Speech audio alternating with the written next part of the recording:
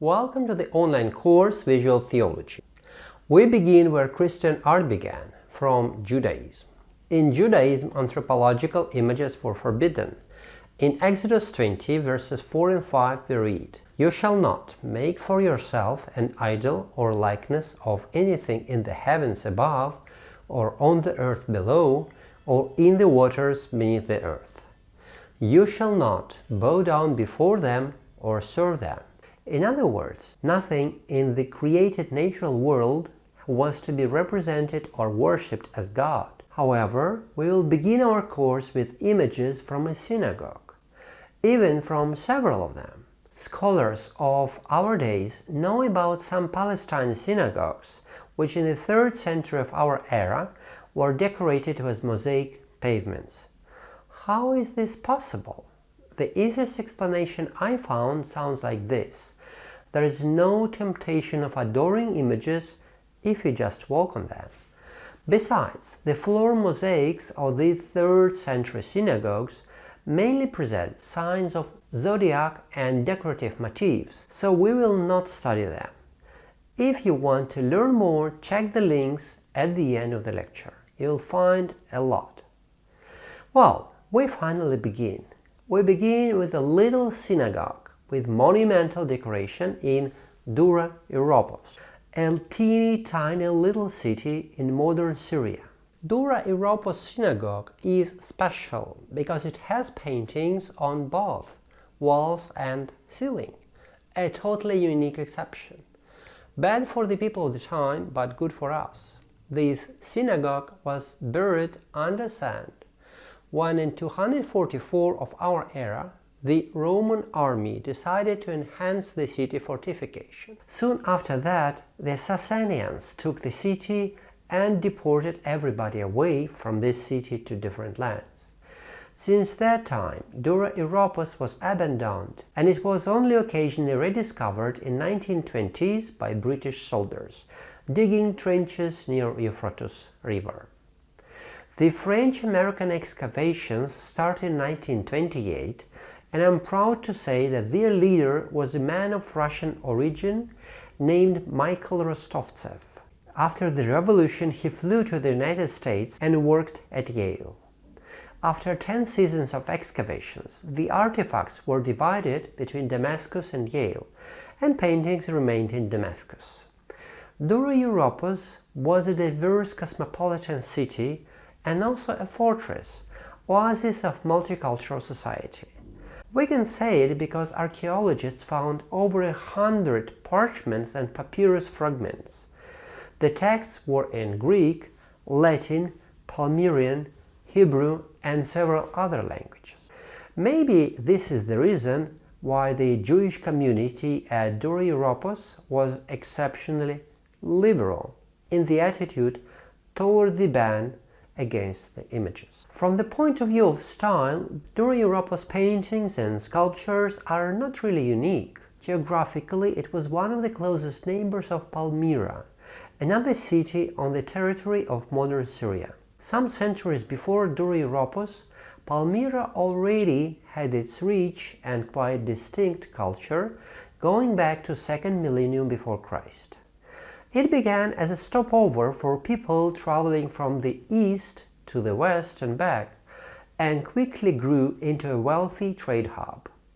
Commercial prosperity came hand in hand with visual culture. Now, Palmyra is famous for its funeral busts and other artifacts in museums all over the world.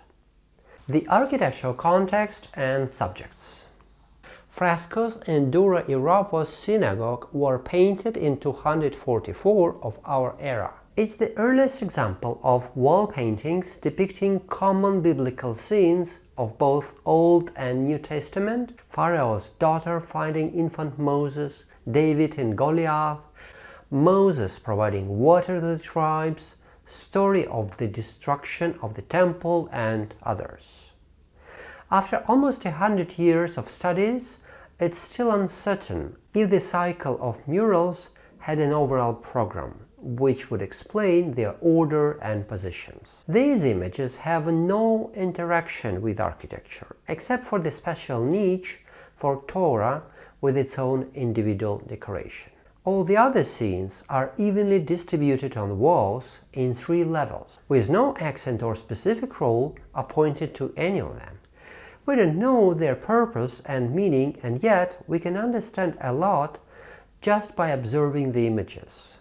What do they tell us? First and foremost, let's try to evaluate the work of art from its author's perspective. It's a synagogue where images should be banned.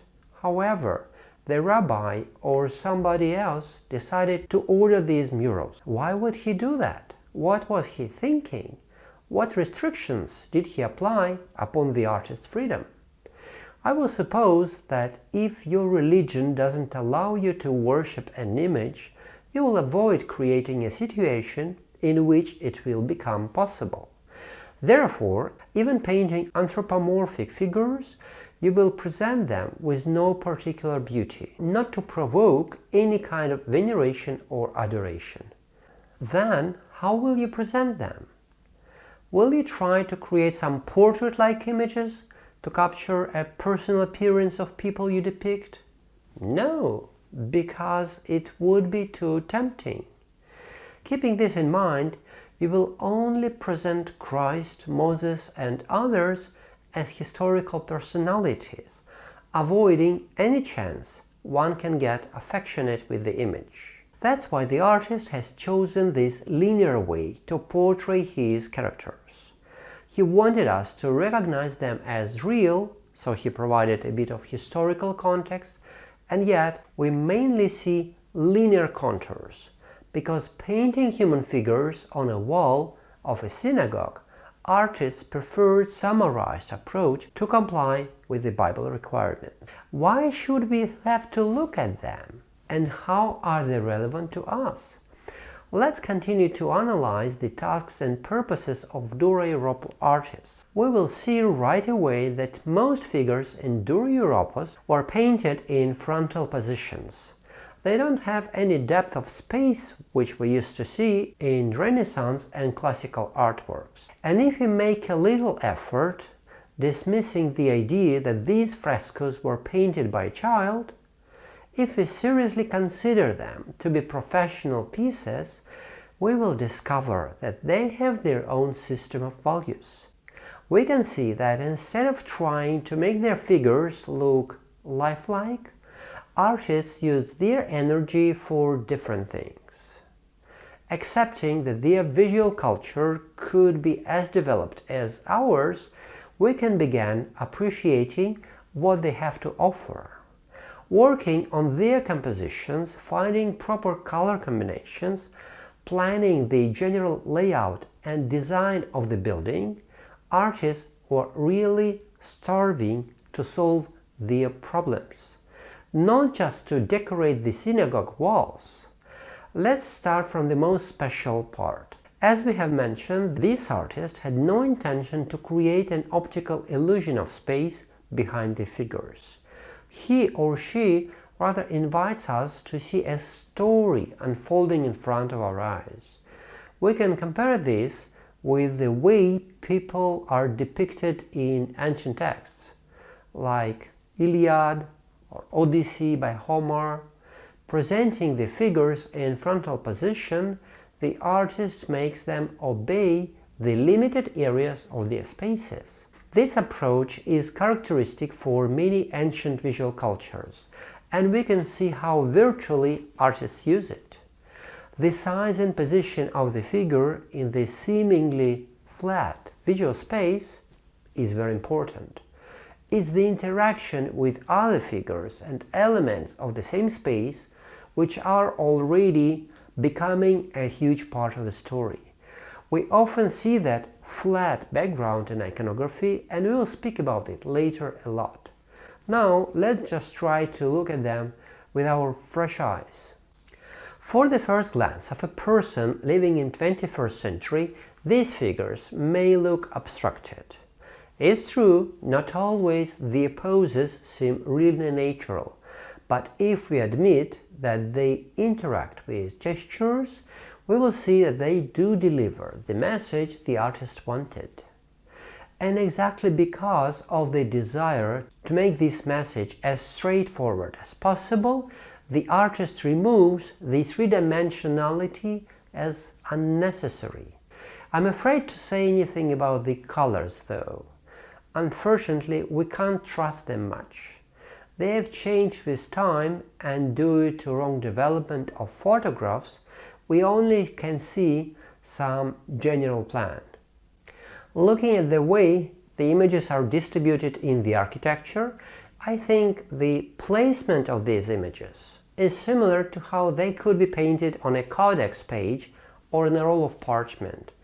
Abstracted, flat interpretation of figures, no close-up portraits, almost solely events. For me, the closest reference is illustrations. All of them are linear, but that's natural for images from Palmyra culture, where all folds of all garments were normally depicted that way. The artist gives just a brief idea of the event to trigger our imagination, demonstrating no particular interest in making it look picturesque and elaborate. These wall paintings give the earliest and also one of the best examples of what later will be called Biblia Pauperum. Then image is used instead of text instructional display to educate and teach illiterate people. In addition to the synagogue, the excavations also revealed a small Christian chapel. It was a tiny little house church of the same period, middle of the 3rd century. Just a little house adapted by Christian community for use as a meeting place and baptistry. This is the oldest preserved Christian house church known up to date. This little chapel preserves the very first Christian paintings, and we know exactly the year. They were painted in 244. The murals of Christian chapel look even more simplistic than the ones of the synagogue. We see the same approach. They all depict events or actions. Questions and answers. Why Dura-Europos is so important? Because it's the largest cycle of earliest Jewish and Christian biblical imagery produced about the year 240. They remained intact as they were buried under the sand and rediscovered only in 1920s. These flat figures on flat backgrounds allow the artist to solve purely artistic problems, such as composition, color, texture, and others. Their visual message was not made to provoke our admiration or to decorate the building. We can guess that these images were made to trigger our memory to meditate on biblical events, so they only provided essential details of the events, inviting us to be part of them. Part 2. Fayum portraits. One more ancestor of iconography, the Italian explorer Pietro della Valle, was the first European who discovered and described mummy portraits on his visit to Saqqara, Memphis in 1615. Although the portraits are called Fayum portraits after their initial find spot, they have been found throughout Egypt. They represent people of all genders and ages. Now these portraits can be seen in almost every national museum in almost every country. What do we know of them? Not much. We mainly know that they were intended to be both physically and spiritually attached to the body of the deceased. Why did they use them? What role do they play for contemporary iconographers? Let's see a bit of a context. Fayum portraits were created in Egypt when it was under Romans, but we see portraits of dead pharaoh in earlier periods too. Egyptians simply followed ancient traditions. For several centuries before our era, the bodies of members of Egypt elite were mummified, equipped with a decorated coffin and a mummy mask to cover the head. Some authors suggest that the idea of such realistic portraits may be related to the custom among the Roman nobility. They used to have wax masks and bronze or marble busts of their ancestors. In funeral processions, these wax masks were worn by professional mourners to emphasize the continuity of family line. However, originally they could be representing a deeper evocation of the presence of the dead.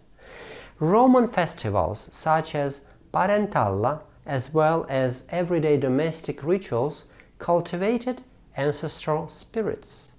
Therefore, the development of mummy portraiture may represent a combination of traditional Egyptian and New Roman funerary practices, as it appears only after Egypt was established as a Roman province. Since that time, realistic images bit by bit were replacing the more schematic Egyptian masks of earlier types. Even in recent times, a great number of scholars was certain that these stunning lifelike images could only be painted from people who were still alive. Yet, some of them doubted that, as it was hard to believe that children's portraits would have also been produced in advance.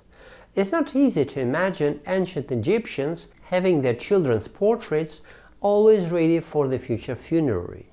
The truth was discovered only some years ago when computer tomography scans revealed a straight correspondence of age between the mummy and its painted image.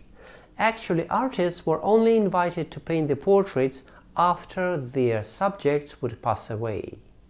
This can be the reason why most of these portraits have sad face expressions. How they were produced? Most of Fayum portraits were painted on very thin wooden panels, about 5 mm or 1/5 of an inch. Two painting techniques were employed: animal glue tempera and encaustic. These two techniques can partially explain the way these images look and the effects the artist tried to achieve with them. The first one, tempera. It's a painting technique executed with pigment ground on water-soluble medium. The word tempera originally came from the verb tempera, to bring to desired consistency. We know 3 most common animal glues traditionally used for tempera. All of them are still used by artists in our days. They produce 3 main types of organic tempera binders arranged by the method of their production. Method 1. Glue tempera. The glue was usually produced by boiling fish or animal bones or skins, aiming to extract some kind of gelatin at the end. This rigid and strong glue was mostly used for carpentry, to prepare plaster and gesso for binding some objects to the image surface. To use it for painting, artists added oil or other substances to make it softer. The second option was to use egg yolk, egg white or whole egg emulsion as a binder. There can be a whole bunch of slightly different techniques which now go under the umbrella of egg tempera. The third type, also known quite widely, was used both in ancient times and in our days. It's casein, another organic binder extracted from milk products like cottage cheese. Using any of these glues as binder for your paint, you will have tempera, because this term is used towards all solid water-soluble paints. If you are interested in trying or making some contemporary tempera, consider polyvinyl acetate tempera. However, it's too early to talk about their durability. They were invented only a few decades ago. Now we move to the second technique, due to which Fayum portraits have become so famous. It is called encaustic.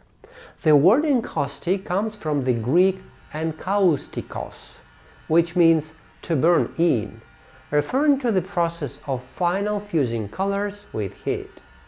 In our times, the term encaustic is used for any painting technique with wax involved.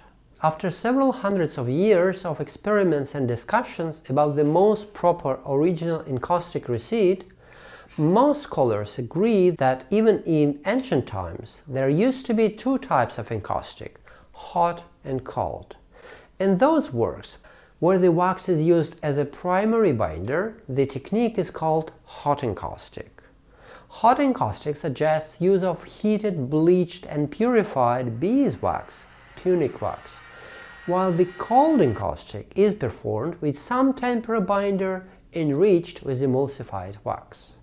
Professional artists masterfully applying expressive brushstrokes could easily produce an impressionistic effect, because with encaustic it's easy. Paintings done with tempera are always more subtle. They have finer gradations of tones and chalkier colors. They are more reserved and more abstract. Yet we are here not to learn how to differentiate these two types, but to see that different techniques were taken for different results. To make our picture more complicated, I have to say that some Fayum portraits combine several techniques. Often the artist would start making a drawing with tempera because it allows more precision, and when the drawing was ready, would pass to painting with wax. Sometimes in Fayum portraits we can even encounter use of gold leaf. It was introduced to render jewelry and wreath more real. How did Fayum portraits influence the history of iconography? Even though we know about their existence, we can admire them and study them in museums, it's only because we live in the 21st century. No European artist who lived between the 5th and the 17th centuries ever saw any of them. They were literally buried. Fayum portraits have not been accessible to generations of iconographers, and only in 1615 the first European saw the first Fayum portrait. That's why we have no reason to draw a connection between Fayum portraits and Christian liturgical art. The lack of documentary and material evidences makes any theory of straight evolution of Fayum portraits into icons improbable. Besides, Egyptian burial traditions sharply declined in the 4th century due to the change of the situation in Egypt. What are Fayum portraits for us? Questions and answers. Fayum portraits are, of course, the ancestors of icons. They reveal the context in which the Christian iconography was born. They clearly demonstrate a wide range of painterly expertise and stunning skills in painting. These artists were willing to create great lifelike portraits, and they succeeded. The graded flesh tones are enhanced with shadows and highlights, indicative of directional lighting. All this testifies the highest artistic professionalism and education of their authors. For iconographers, Fayum portraits can serve as proof of artistic professionalism in ancient times. They can be a great source of inspiration. They also can be an example of how the artistic preferences shaped the final result. So, is it okay to paint icons in realistic Fayum portrait style? I have heard this question several times, and I think it's just impossible. Artists who created these Fayum portraits had different purposes from those of iconographers. Artists of Fayum portraits, first of all, aimed to create portraits. While painting an icon, we mainly seek to produce an image for prayer, not for nostalgic memories. How then can we define the specific goals of iconographers, and what makes them different from Fayum portraits? What are the aspects of artistic work an iconographer needs to excel? To answer these questions, we need to see and know more of early Christian art. So we will discuss these questions in our next lectures. To know more about Palmyra, Dura-Europos and Fayum portraits, check the links in the description below.